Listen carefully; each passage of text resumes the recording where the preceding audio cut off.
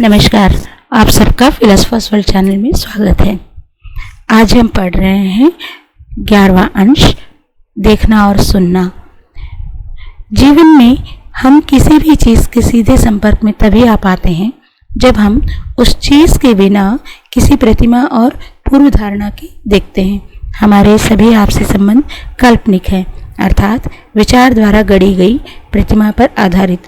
अगर अपने मन में मैंने आपके बारे में एक प्रतिमा बना रखी है और इस तरह आपने भी मेरे बारे में, तो स्वभावतः हम एक दूसरे को उस रूप में नहीं देख सकते जो हमकी वस्तुतः है। जो हम देखते हैं वह दरअसल प्रतिमा है जो हमने एक दूसरे के बारे में बनाई हुई है।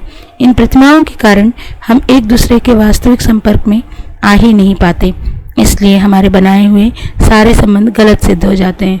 जब मैं कहता हूँ कि मैं आपको जानता हूँ, तो इससे मेरा मतलब है कि कुछ कल तक मैंने आपके बारे में जाना। इसी तरह अभी आप जो हैं उसे मैं वस्तुतः नहीं जानता। तो जो कुछ मैं आपके बारे में जानता हूँ वह अब मेरे मन में आपकी एक प्रतिमा का रूप धारण कर चुका है। इस प्रतिमा की रचना जिन चीज़ों से हुई है वे हैं अब तक आपने मेरी प्रशंसा या आलोचना में जो कुछ कहा, आपने मेरा मान या अपमान अथवा भला या बुरा जो कुछ किया है, अर्थात आपकी यह प्रतिमा मैंने आपके संबंध में अपनी सारी स्मृतियों को जोड़कर बनाई है। ठीक इसी तरह आपने भी अपने मन में मेरी एक प्रतिमा निर्मित कर ली। जब हम एक दूसरे से मिलते हैं तो वस्तुतः हम नहीं बल्कि ये प्रतिमाएं आपस में मिलती हैं। परस्पर संबंध इन प्रतिमाओं के बीच है, न कि आपके और मेरे बीच। यही कारण है कि आपके और मेरे बीच कभी अंतरंग संवाद नहीं हो पाता। इस प्रकार दो व्यक्ति जो बहुत दिनों तक एक साथ रह चुके, वे एक दूसरे के संबंध में प्रतिमा बना लेते हैं, जिसके कारण उनके बीच कभी वास्तविक संबंध का उदय ही नहीं हो पाता। अगर हम संबंध को अच्छी तरह समझ लें तो हमारे बीच परस्पर सहयोग हो सकता है, लेकिन प्रतिमाओं, प्रतीकों और सैद्धांतिक धारणाओं के रहते यह सहयोग कभी संभव नहीं है। जब हम एक दूसरे के बीच वास्तविक संबंध को समझ लेते हैं तभी प्रेम की संभावना पैदा होती है, लेकिन प्रतिमाओं के कारण इस प्रेम की हत्या हो जाती है। इसलिए अपने दैनिक जीवन में बौद्धिक रूप से नहीं बल्कि वास्तविक रूप से ये समझ लेना आवश्यक है कि किस तरह आपने अपने पति, पत्नी, बच्चे और पड़ोसी के बारे में तथा अपने देश, इसके नेताओं और राजनीतिज्ञों के बारे में एवं भगवान के बारे में प्रतिमाएं बना रखी हैं। आपने अपने भीतर प्रतिमाओं का अंबार लगा रखा है। ये प्रतिमाएं आपके और आप जो देखते हैं उसके बीच दूरी पैदा करती है और ये दूरी संघर्ष का कारण है। तो अब हमें साथ साथ यह मालूम करना है कि जो दूरी हम पैदा करते हैं उससे क्या मुक्त हुआ जा सकता है, न केवल हमारे बाहर की दूरी बल्कि भीतर की भी, क्योंकि यह दूरी मानव संबंधों में दरार पैदा करती है। जब आप किसी समस्या की ओर अपना ध्यान देते हैं तो वह ध्यान ही ऊर्जा है जो उस समय को हल करती है, उस समस्या को हल करती है। इस तरह जब आप अपना समग्र ध्यान देते हैं पूरे प्राणों से तो उस समय समस्या का कोई दृष्टा या समाधानकर्ता नहीं होता, तब वह केवल ध्यान की अवस्था होती है जो समग्र ऊर्जा है, और यह समग्र ऊर्जा ही प्रज्ञा और समझ का उच्चतम रूप है। स्वभावतः इस अवस्था में मन को पूर्णतः शांत और स्थिर होना चाहिए। यह शांति और स्थिरता साधी नहीं जा सकती बल्कि यह समग्र ध्यान में घटित होती है। यह समग्र मौन और चुप्पी जिसमें न देखने वाला बचा न वह चीज़ देखी जाती है, एक धार्मिक मन की उच्चतम अवस्था है।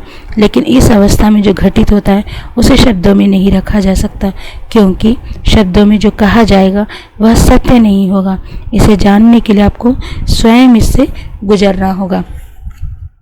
हर समस्या एक दूसरे से जुड़ी हुई है, इसलिए अगर आप एक भी समस्या को पूरी तरह हल कर लें, चाहे यह कोई भी समस्या हो, तो आप पाएंगे कि आप अन्य सभी समस्याओं का आसानी से सामना और समाधान कर सकते हैं। यहाँ हम मनोवैज्ञानिक समस्याओं की बात कर रहे हैं। हम पहले ही देख चुके हैं कि समस्या के आयाम में ही समस्याओं का अस्तित्व होता है, अर्थात जब हम किसी प्रश्न का सामना अधूरे रूप से करते हैं तो वह समस्या का रूप ले लेता है। इसलिए न केवल हमें समस्या के स्वरूप और इसके ढांचे से अवगत होना चाहिए, बल्कि जैसे ही कोई समस्या उत्पन्न हो हमें उसका सामना करना चाहिए और तत्काल उसका समाधान कर लेना चाहिए। ताकि यह हमारे मन में अपनी जड़ न जमा ले। अगर कोई व्यक्ति किसी समस्या को 1 महीने या 1 दिन या कुछ मिनटों के लिए भी टिकने देता है तो यह समस्या उसके मन को विकृत कर देती है। तो इससे पहले कि कोई समस्या हमारे मन को विकृत कर दे, क्या यह संभव है कि हम उसका तत्काल सामना करें और उसी क्षण उससे पूर्णतः मुक्त हो जाएं, ताकि उसकी कोई स्मृति या खरोंच तक हमारे मन पर बनने व टिकने ना पाए। यही स्मृतियाँ वे प्रतिमाएं हैं जिन्हें हम अपने साथ ढोते फिरते हैं, क्योंकि यही प्रतिमाएं जीवन जैसी असाधारण चीज़ों का सामना करती हैं। इसलिए यह जीवन विसंगति और संघर्ष से भरता है। जीवन एक सिद्धांत या कल्पना नहीं है, यह एक हकीकत और सच्चाई है। और जब आप प्रतिमाओं को साथ लेकर इस सच्चाई का सामना करने चलते हैं तो आप केवल समस्याएं पैदा करते हैं। क्या बिना स्थान और समय के अंतराल को निर्मित किए हुए जीवन के हर प्रश्न का सामना करना संभव है? क्या यह संभव है कि मैं जिस चीज़ से भयभीत हूँ उसके और मेरे बीच कभी अंतराल अर्थात दूरी पैदा न हो? यह तभी संभव है जब दृष्टा का अस्तित्व ही मिट जाए। दृष्टा जो प्रतिमाओं का निर्माता है, दृष्टा जो धारणाओं और स्मृतियों का जोड़ है, दृष्टा जो विचारों और कल्पनाओं का समूह है। जब आप तारों को देखते हैं तो वहाँ देखने वाले के रूप में आप उपस्थित होते हैं, जो आसमान के तारों को देख रहा है। आसमान एक छोर से दूसरे छोर तक जगमगाते हुए तारों से भरा है। चारों ओर शीतल हवा चल रही है और वहाँ मौजूद है आप अर्थात दृष्टा, अनुभव करता, विचार करता, दुख दर्द को जानने वाला वह केंद्र जो अपने चारों ओर दूरी निर्मित कर रहा है।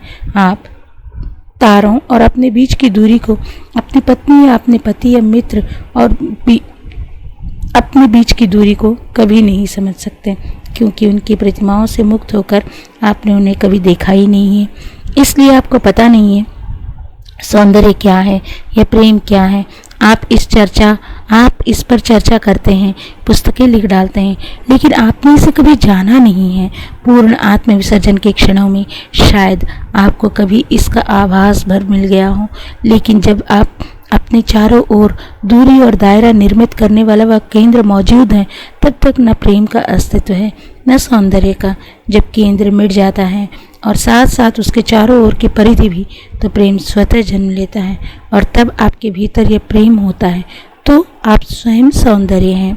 जब आप अपने सामने किसी व्यक्ति का चेहरा देखते हैं तो आप एक केंद्र से देख रहे हैं। यही केंद्र व्यक्ति और व्यक्ति के बीच दूरी और फासला निर्मित करता है।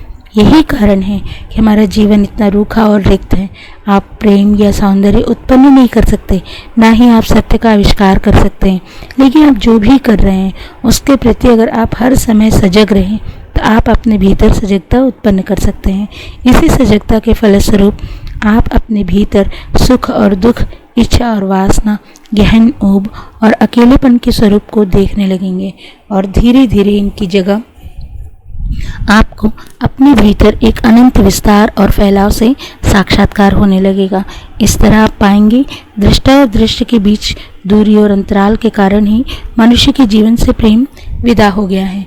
प्रेम के बिना आप चाहें जो कुछ करें, संसार को बदल डालने का और समाज में एक नई व्यवस्था लाने का चाहे जितना प्रयास करें, विकास और प्रगति की चाहे जितनी चर्चा करें, आप केवल यातना और दुख निर्मित करेंगे। इसलिए सब कुछ आप पर निर्भर है। यहाँ न कोई गुरु है न मार्गदर्शक। आपको क्या करना है यह बताने वाला भी यहाँ कोई नहीं। इस विक्षिप्त और क्रूर जगत में आप बहुत अकेले हैं। धन्यवाद।